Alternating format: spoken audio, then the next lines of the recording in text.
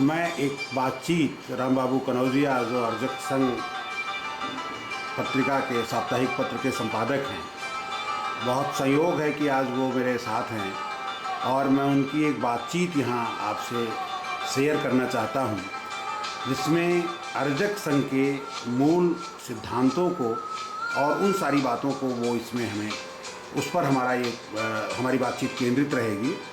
और मुझे पूरी उम्मीद है कि इनके जो विचार हैं वो स्वर्गीय श्री रामस्वरूप वर्मा जो अर्जक संघ के संस्थापक रहे हैं उनके साथ इन्होंने काम किया है और उनका मार्गदर्शन मिला है।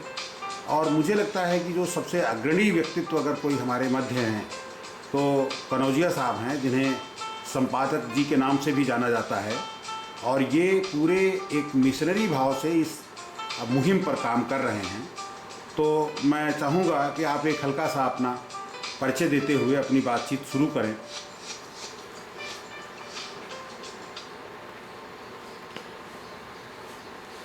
बहुत बहुत धन्यवाद रत्नाकर जी। आपने अर्जक संघ के बारे में जानने की उत्सुकता जाहिर की, समाज की उस पीड़ा को, जिस पीड़ा के चलते हमारा देश पतन का शिकार हुआ, निर्धनता और गुलामी इसके गले पड़ी, इन बिंदुओं की ओर आपका ध्यान गया और अर्जक संघ इस परिप्रेक्ष्य में क्या कर रहा है इसे जानने का आप प्रयास किए। इसके लिए हम आपको बहुत बहुत धन्यवाद देते हैं। जी,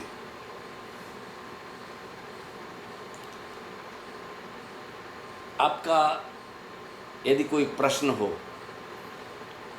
तो आप प्रश्न करें। मैं चाहता हूं कि आपका अभी हम देख रहे हैं कि आप तो बहुत लंबे समय से काम कर रहे हैं सामाजिक संदर्भों में, क्योंकि वर्मा जी का जो पूरा मिशन था समाज को स्वच्छ करने का मिशन था। और संयोग से आज हमारे देश के जो प्रधानमंत्री हैं वो भी स्वच्छता की बात करते हैं। ये कैसी स्वच्छता है, कैसे ये स्वच्छ होगा भारत? अर्जक संघ का उसमें क्या रोल होगा?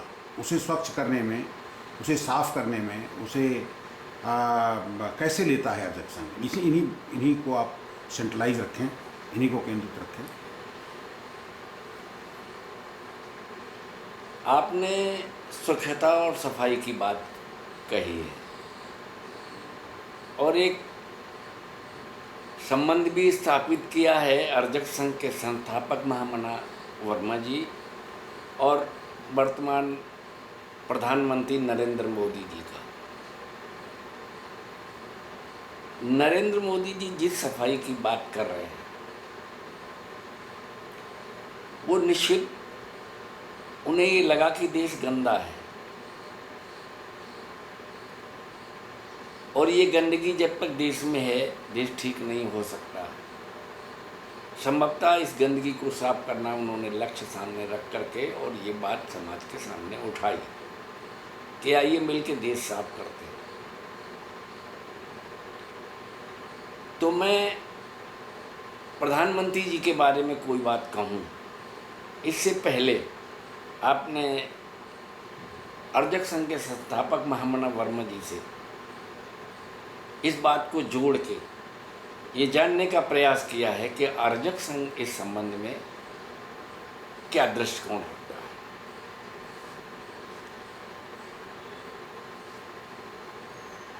पहली बात तो मैं आपके सामने ये बताना ज़रूरी मानता हूँ कि अर्जक संघ है क्या। थोड़ा इसे विस्तार देना पड़ेगा। बिल्कुल बिल्कुल। अर्जक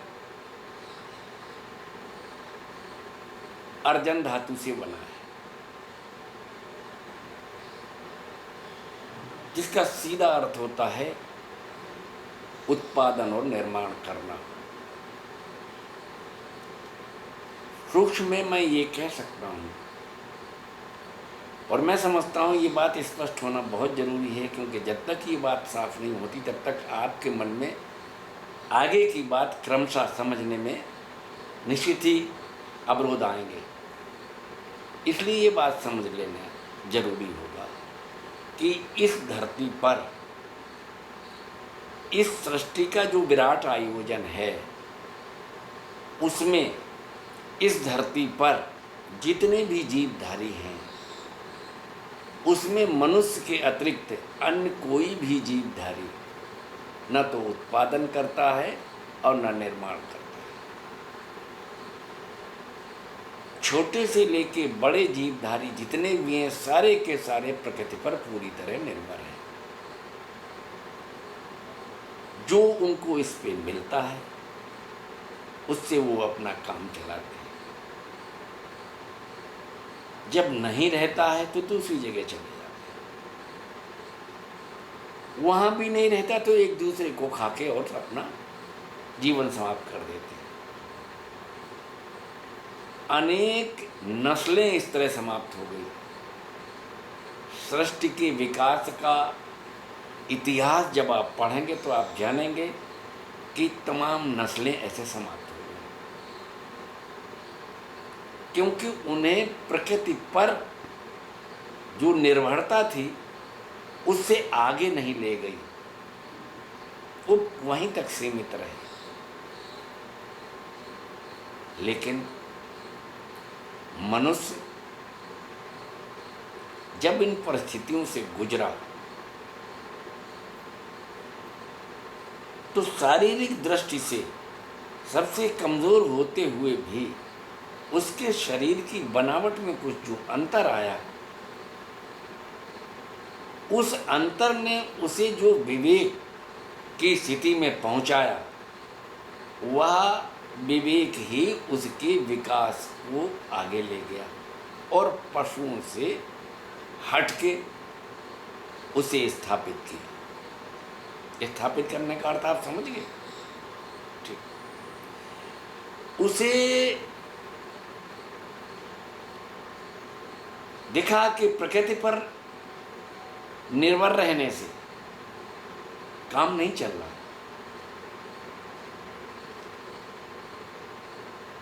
जिन पशुओं को पहले वो शिकार करके या जिनका शिकार होकर के अपनी जिंदगी खत्म कर देता था, उन पशुओं के नज़दीक जाकर के उसे लगा कि ये केवल शिकार के ही काम के नहीं हो सकते।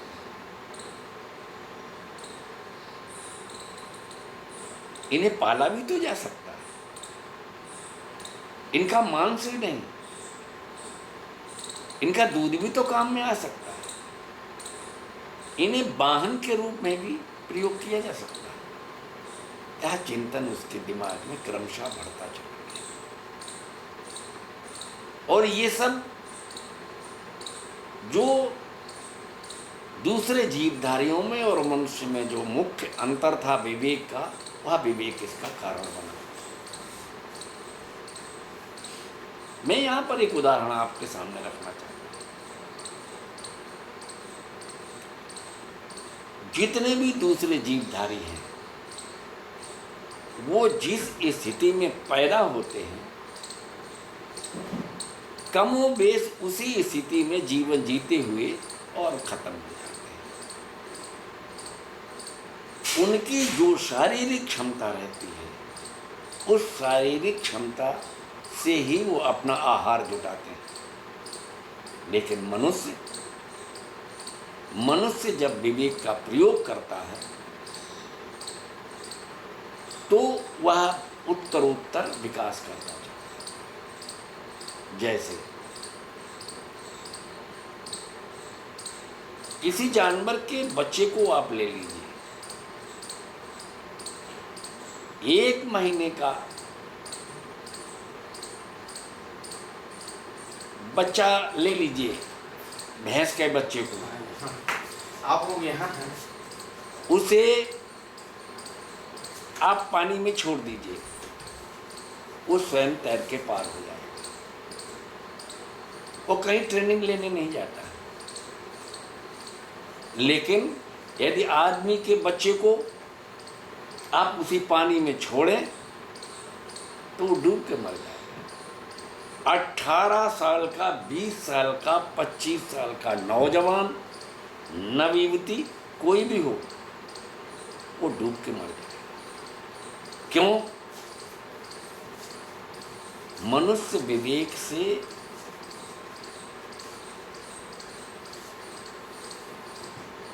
अधिक संपन्न होते हुए डूब के क्यों मर रहा है? और जानवर जिसके पास सामान्य विवेक है वह पैदा होते ही तैर के पार क्यों जा रहा है?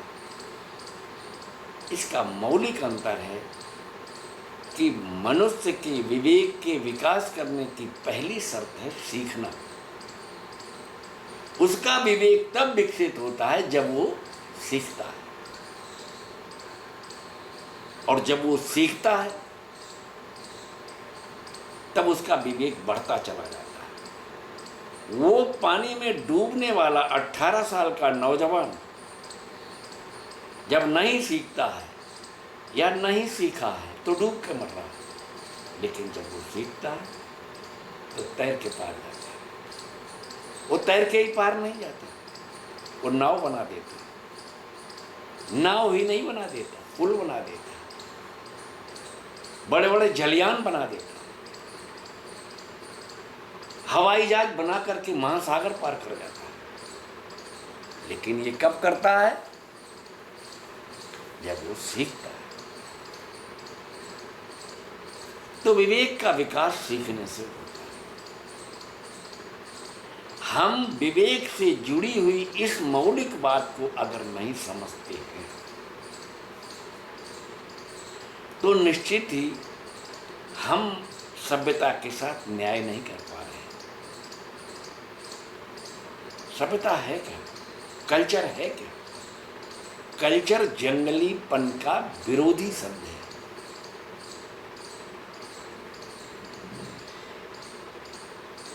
जंगलीपन माइट इज राइट। शक्तिशाली दुर्बल को खाता है, ये जंगलीपन है। और सभ्यता, कल्चर सहअस्तित्व की बात कहते हैं। मानवता के विकास की बात जो शुरू होती है वो कल्चर के साथ शुरू होती है। तो ये जो मौलिक अंतर है विवेक का, इस अंतर को आदमी समझे। इस सांस्कृतिक परिप्रेक्ष्य में जो अब तक अवरोध रहे हैं, जो बाधाएं रही हैं, उन बाधाओं को समझे, उनके निराकरण का मार्ग वो सोचे, उत्तरोत्तर वो सभ्यता के जिस स्तर पे आ गया उसे और आगे ले जाए। यह एक कल्चर की शुरुआत अरजक संघ करना चाहता है और इस उम्मीद के साथ करना चाहता है कि हर बेटा अपने बाप से काबिल होता है, हर पीढ़ी अपनी पिछली पीढ़ी से काबिल होती है। और यही वह वजह है कि वह जानवर से भी ज़्यादा कमज़ोर स्थिति में जीने वाला आदमी जो जानवर की डर से गुफाओं में घुस के बैठता था, पेड़ों पे चढ़ के अपनी जान बचाता था, आज वही भयानक जानवर उस विवेकशील शरीर से कमज़ोर इंसान से डर के भाग रहे हो। आदमी शेर जैसे आदमी को भी संरक्षण दे रहा, तब बच पा रहा। ये इसके विवेक की विशेषता है। तो हर पीढ़ी पिछली पीढ़ी से ज़्यादा योग्य होती है। अरजक संघ इस बात को समाज के सामने इस उम्मीद के साथ ले जाना चाहता है कि इसमें वह अपने किसी बुजुर्ग का अपमान नहीं करना चाहता, बल्कि यह असलियत उसे बताना चाहता है कि हर उस बुजुर्ग को ये समझना चाहिए कि यह उसके आने वाली पीढ़ी के विकास का प्रश्न है, उसके विवेक के उत्कृष्ट होने का प्रश्न है, उसे आगे और विकसित होने का प्रश्न है। इसे सभ्यता के साथ जोड़ के देखना होगा। व्यक्तिगत स्तर पर उसे स्वीकारने के बजाय सभ्यता के विकास के आधार पर अरजक संघ इस बात को समाज के सामने ले जाना चाहता है।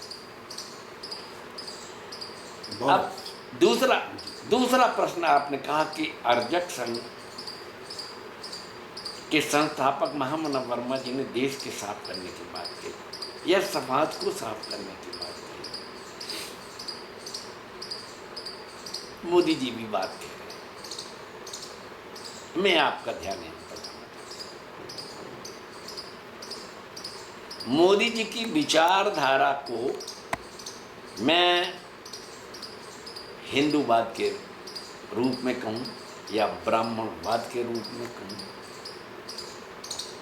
मोदी जी इस समय उसके प्रतीक के रूप में उपस्थित हो गए एज ए प्रधानमंत्री। और सफाई की बात करें, अर्जक संघ के संस्थापक महामना राम सिंह वर्मा ने 1 जून 1968 को अर्जक संघ की स्थापना की थी और उन्होंने उसी समय से ये बात कही थी कि इस देश को आज ये सोचने की ज़रूरत है कि प्राकृतिक रूप से संपन्न भारत, एक विशाल भारत, 32 लाख वर्ग किलोमीटर से भी ज़्यादा क्षेत्रफल वाला भारत, 1 अरब से भी ज़्यादा जनसंख्या वाला भारत एक बेहतरीन देश है। बेहतरीन किस माने? इसकी भूमि बहुत उर्वरा है।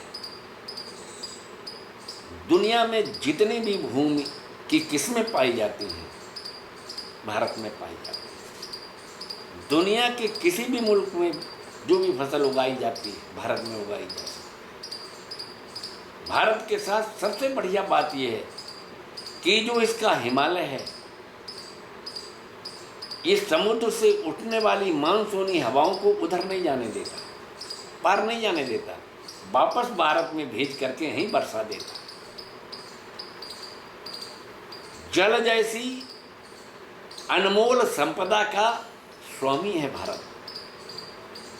उत्तर की ठंडी हवाओं को यहाँ आने नहीं देता। अगर रशिया को टमाटर पैदा करना है तो कांच के मकान बनाने पड़े, लेकिन भारत में हिमालय अपने आप कांच के मकान से भी बेहतर सुरक्षा का कवच हमारे लिए बन के खड़ा है। वो ठंडी हवाओं को नहीं आने देता और हमारे घूरे पे भी टमाटर पैदा हो जाता है। इतना बेहतरीन देश आखिर गुलाम क्यों हुआ? आखिर गरीब क्यों हुआ? ये वर्मा जी के चिंतन का प्रश्न है। मोदी जी वर्तमान गंदगी को देख करके सफाई की बात करते हैं। वर्मा जी इस बात को लेकर के चिंतित हुए कि आखिर इतना विशाल देश और शुरू से ही जो विदेशी हमलावर थे वो यहाँ आए और इस देश को जब चाहा जैसे चाहा लूटा, गुलाम बनाया। जी में आया यहाँ रुक गए, जी में आया यहाँ चले गए। हमारी कोई हैसियत ही नहीं बन पाई। प्राकृतिक रूप से संपन्न भारत इतना निर्धन और अपमानित कैसे हो गया? ये प्रश्न वर्मा जी का था, अर्जक संघ का ये गंभीर प्रश्न था। अब यहाँ पर मोदी जी और वर्मा जी थे। मोदी जी आज के जो प्रधानमंत्री हैं वे हिंदूवाद को लेकर के इस देश की सफाई की बात कर रहे हैं और अर्जक संघ ये मानता है कि जब तक इस देश में हिंदूवाद है तब तक देश साफ नहीं हो सकता। वाह, बहुत अच्छी बात। ये मौलिक अंतर हो सोच के चलते। और क्यों और कैसे? जब किसी चिकित्सक के पास आप किसी बीमारी को लेके जाते हैं तो अच्छा चिकित्सक सबसे पहले ये जानना चाहता है कि इस बीमारी का कारण क्या है। ये जो शरीर में दर्द उठा है, ये दर्द का कारण कहाँ है? लंग्स गड़बड़ है या हार्ट गड़बड़ है, इंटेस्टाइन गड़बड़ है, कहाँ पे गड़बड़ी है? ब्रेन में गड़बड़ी है, वो कारण तलाशता है। अर्जक संघ सबसे पहले इसका कारण जब तलाशता है तो ये देखता है कि ये प्राकृतिक रूप से संपन्न भारत प्राकृतिक संसाधनों से, भूगर्भीय संसाधन, भू स्तरीय संसाधन, अपार जल संसदा, ये रहते हुए भी देश विपन्न जो हुआ है उसका एकमात्र कारण ये हिंदूवाद और ये ब्राह्मणवाद है। और जब तक इस देश में ये मोदी जी का हिंदूवाद और ब्राह्मणवाद रहेगा तब तक देश साफ नहीं हो सकता। और उसका कारण स्पष्ट ये बताता है कि इस देश में और दुनिया के दूसरे मुल्कों, दुनिया के किसी दूसरे मुल्क की इतनी बेहतरीन स्थिति नहीं रही, लेकिन भारत ने किसी क्षेत्र में कोई आविष्कार क्यों नहीं किया? दुनिया ने क्यों किया?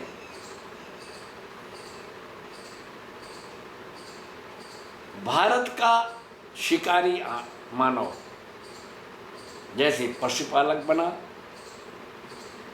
कर्मकार बना, शिकारी से चरवाहा, चरवाहा से हरवाहा, हरवाहा से करवाहा, ये जो इनका क्रम विकास का रहा, इस विकास के रहते हुए विकृति कहाँ आ गई? मामला बिगड़ कैसे गया? देश गरीब कैसे हो गया? गरीब होने का सिर्फ एकमात्र कारण है कि इस देश में जो संस्कृति लागू हुई और दूसरे देश जो हमसे आगे गए प्राकृतिक रूप से कमज़ोर होते हुए भी, उसका सिर्फ एक कारण था कि हमारे देश ने पूजा को ही अपना काम माना, और जबकि दूसरे देशों ने काम को पूजा माना। उन्होंने कहा वर्क इज वर्शिप, और भारत ने क्या कहा? इस देश के संस्कृति के ठेकेदारों ने क्या कहा? वर्शिप इज वर्क, पूजा ही काम है।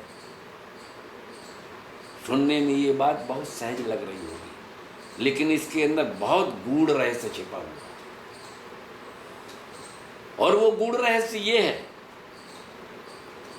कि इस देश में जितना काम करने वाला आदमी था, काम से जुड़ा हुआ आदमी था, चाहे वो कर्मकार था, चाहे वो पशुपालक था, चाहे वो कृषक था, वो हतोत्साहित किया गया।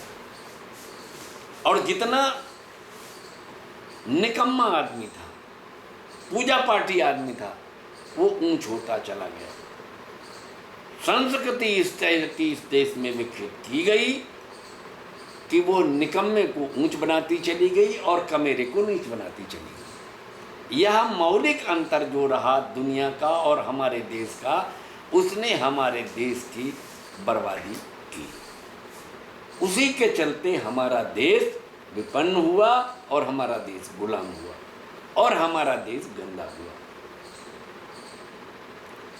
हम यदि इस देश के विकास की और सफाई की बात करते हैं तो हमें यह मौलिक अंतर समझना होगा, और यह मौलिक अंतर समाज में जिन परिस्थितियों से उपस्थित हुआ उन सांस्कृतिक परिस्थितियों को हमें समझना होगा। और जब तक हम उन सांस्कृतिक परिस्थितियों को नहीं समझते और उन सारी सांस्कृतिक परिस्थितियों के सकारण हम समाज में नहीं पहुंचते, समाज उस अर्थव्यवस्था को स्वीकार नहीं करता और वह सारी अर्थव्यवस्था इस देश की राजनीतिक व्यवस्था का आधार बन करके और देश पे, पूरे देश पे नहीं आती, तब तक देश साफ नहीं हो सकता। मोदी जी कितनी ही लंबी बात करें, चाहे जितने लाली पाप समाज को दिखाएं, लेकिन देश साफ नहीं होने वाला। हमें आप एक बात बताइए, जब तक सफाई कर्मी नीच है तो भाई सफाई कैसे हो जाएगी? जो सफाई करने वाला वो नीच है, उसे पेट भर रोटी नहीं मिलेगी, और जो पूजा करके बैठता हुआ है वो मंदिर में जाएगा, घंटी हिलाएगा और पैर छुआएगा और पता लगा कि सारी संपत्ति लोग, गरीब आदमी भी जा करके वहाँ 2 रुपया 10 रुपया चढ़ा करके उसको वहाँ पैसा इकट्ठा करेगा और इसे दुत्कारेगा, उसके पैर छुएगा, इसे दुत्कारेगा। तो सफाई कर्मी जहाँ दुत्कारा जाए, अपमानित हो, उसका हिस्सा भी उसे ना दिया जाए, और जो निकम्मे लोग हैं उन्हें सम्मानित किया जाए, उनके पैर छुए जाएं, उनको मुफ्त में बैठ करके सारी सुविधाएं दी जाएं। इस तरह की संस्कृति जब तक इस देश में चलती रहेगी और यह संस्कृति के जो प्रमोट करने वाले हैं जो संस्कृति को लागू करने वाले मोदी जी हैं, जो विषमता की संस्कृति है, यहाँ इस संस्कृति में जो जितना काम करता है वो उतना नीच माना जाता है, जो जितना निकम्मा है उतना ही ऊंच माना जाता है। जब तक यह संस्कृति इस देश में चल रही है और चलती रहेगी तो सफाई करने की बात केवल नौटंकी मात्र बन के रह जाएगी। देश न साफ हुआ है न होगा। अगर देश को साफ करना है तो हमें इस अर्जक संघ के कल्चर को समझना होगा और इस कल्चर को ला करके हम देश को साफ कर पाएंगे। दूसरा कोई मार्ग नहीं है। और कोई बात विस्तार से सवाल बहुत बढ़िया आपने बताया वर्मा जी, कनौजिया साहब, संपादक साहब।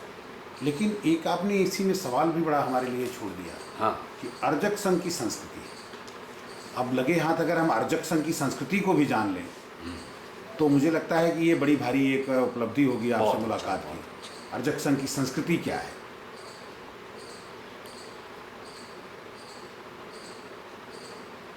मैंने बहुत प्रारंभ में एक हल्का सा इशारा किया।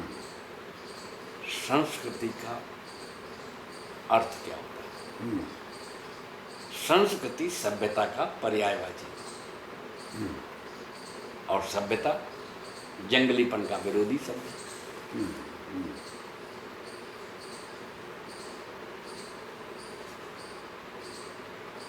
तो अर्जक संस्कृति क्या है, आपका सवाल ये है। हम किसी भी देश की संस्कृति को जब समझना चाहते हैं तो हमें 4 क्षेत्रों में जाना पड़ता है। सांस्कृतिक क्षेत्र, सामाजिक क्षेत्र, आर्थिक क्षेत्र और राजनीतिक क्षेत्र। मानवीय गतिविधियों को हमें इन 4 क्षेत्रों में आंकलित करना होता है, तोड़ जोड़ करना होता है, इसे समझना होता है। प्रश्न यहाँ सांस्कृतिक है। सारी गतिविधियों को सांस्कृतिक क्षेत्र में हम कैसे समझें, इसका मोटा सा तरीका है विचार, आचार, संस्कार और त्योहार।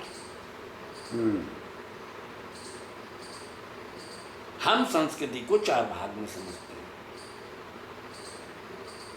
विचार, आचार, संस्कार और त्योहार।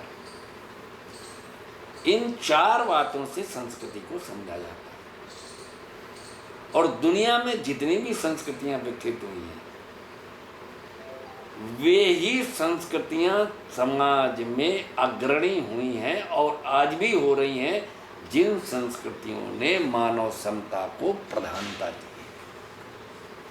और वे ही संस्कृतियां पतन का कारण बनी हैं जो संस्कृतियां मानव समता की उपेक्षा करके चली। अब आइए हिंदू संस्कृति को, हम इसे हिंदू संस्कृति कह सकते हैं, ब्राह्मणवादी संस्कृति कह सकते हैं, वैदिक संस्कृति कह सकते हैं, जो नाम देना चाहें।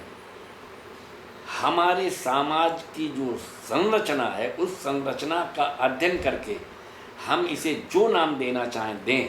लेकिन मोदी जी से हिंदू संस्कृति की बात कह के समाज में प्रचारित कर रहे हैं, इसे धर्म कह के कभी कभी प्रचारित करने लगते हैं। मैं इन धर्म की बातों पर और संस्कृति की बातों पे बहुत विस्तार से ना जा करके मैं सिर्फ इतना जानना चाहता हूँ, क्योंकि आपका प्रश्न अर्जक संघ से जुड़ा हुआ है जी। आपने कहा अर्जक संघ कौन सी संस्कृति को स्थापित करना चाहता है, आपका प्रश्न ये। तो इस संबंध में मैं आपसे एक बात कहना चाहता हूँ कि संस्कृति को समझने के लिए साहित्य और धर्म दोनों बातों पर ध्यान देना पड़ेगा। ब्राह्मणवाद का साहित्य और ब्राह्मणवादी धर्म, इन दोनों का अध्ययन जब हम करके चिंतन में उसे उतारते हैं तो मैं पाता हूँ कि साहित्य से लेकर धर्म तक ये विषमता पे खड़ा हुआ। इनका ये मानना है कि यह सृष्टि भगवान की बनाई हुई है भगवान ने अपने मुंह से ब्राह्मण, भुजाओं से क्षत्रिय, पीठ से वैश्य और पैरों से शूद्र पैदा किया है। ब्राह्मणों अस्य मुखमासीत वाव राजन्या कृता और दश्य दवश्या पदाभ्याम शूद्र गया। ये वेद मंत्र है, ब्राह्मण ग्रंथ से ये समाज में आया है और इसी को मनुस्मृति डिटो करती है, इसी को गीता डिटो करता है। चतुर्वर्णा माया सृष्टा गुणक्रम विभाक्षा कृष्ण के मुंह से कहलवाया वेद व्यास ने। लेकिन यह वर्ण व्यवस्था जो है ये पूरी तरीके से विषमता पे खड़ा है। पूरा साहित्य इसकी विषमता को प्रमाणित करता है। इस संस्कृति को संचालित करने वाले, सृजित करने वाले, निरीक्षण करने वाले, उसका परीक्षण करने वाले और उसका मूल्यांकन करने वाले सिर्फ और सिर्फ ब्राह्मण हैं।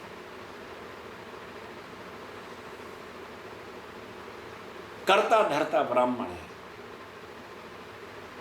और ब्राह्मण को वह सर से पैदा किया, मुंह से पैदा किया वो बताते हैं। सर सबसे ऊपर होता है, क्षत्रिय को भुजाओं से बताते हैं। लेकिन देश की स्थिति क्या है? ब्राह्मण एक वर्ण है। चतुर्वर्णा में सृष्टा को ध्यान में देके चलिएगा, नहीं तो भटक सकते हैं। ब्राह्मण एक वर्ण है और एक जाति है। क्षत्रिय एक वर्ण है और एक जाति है। और बनिया वैश्य एक वर्ण है और एक जाति है। और वैश्य के बाद चौथा वर्ण आता है शूद्र। शूद्र एक वर्ण है और हजारों जातियां हैं। यह संस्कृति जिस भगवान के नाम पे थोपी गई है, वह जिसने थोपी है उसने बहुत चालाकी से थोपी है। ब्राह्मण एक वर्ण एक जाति, क्षत्रिय एक वर्ण एक जाति, वैश्य एक वर्ण एक जाति, फिर शूद्र एक वर्ण में हजार जातियां क्यों? प्रश्न पैदा होता है। आज हम जिस शूद्र वर्ण की बात कहते हैं, यदि वर्तमान विभाजन पर हम उसे कसना चाहें तो हम उसे चार रूप में देखते हैं। वो अनुसूचित जनजाति के रूप में है, वो अनुसूचित जाति के रूप में है, वो अन्य पिछड़ा वर्ग के रूप में है, वो अल्पसंख्यक के रूप में है। इन चार भागों में वो शूद्र बटा हुआ है। और पहले जब इन्होंने बंटवारा किया था, ये अहीर है, ये कुर्मी है, ये काछी है, ये गडरिया है, ये चमार है, ये धानुक है, ये जुलाहा है, ये भंगी है। इन्होंने ये जातियां बनाई थी। तो एक वर्ण में हजार जाति। अब इनके काम जरा देख लीजिए। ब्राह्मण काम यज्ञ करना कराना, पढ़ना पढ़ाना। क्षत्रिय शासन करना। बनिया लेन देन का काम देखना। तीनों के काम बढ़ गए। आर्थिक क्षेत्र पे कब्जा, राजनैतिक क्षेत्र पे कब्जा और सांस्कृतिक क्षेत्र पे कब्जा। हम जैसा बताएंगे वैसे चलोगे। राजा तुम हो मगर राय मेरी लोगे, मंत्री मैं रहूंगा। संपत्ति के तुम मालिक हो लेकिन लक्ष्मी जी मेरे इशारे पे चलेंगे। षड्यंत्र को समझिए। और इनको हजार में क्यों बांटा? इसलिए बांटा कि उत्पादन और निर्माण, जैसा मैंने बहुत पहले कहा था, इस सृष्टि का विकास तब होना शुरू किया जब मनुष्य का विवेक विकसित हुआ और उत्पादन निर्माण करके वह प्रकृति पर निर्भरता उसने कम की, जानवर से बेहतर स्थिति में आया। तो उत्पादन करके आया, उस उत्पादन पे निगाह डाल करके हरवाहे को, चरवाहे को, करवाहे को, इन तीनों को कब्जा करने के लिए कभी संगठित होकर के इन ऊपर वाले तीनों वर्णों के खिलाफ युद्ध न छेड़ दें, इसलिए इसे हजारों जातियों में बांट दिया और सारे अधिकारों से वंचित कर दिया, सारे अधिकारों से वंचित कर दिया। और सबसे बड़ी जो बुराई समाज में आई वो तब आई कि इस शूद्र वर्ण को पढ़ाई से वंचित कर दिया।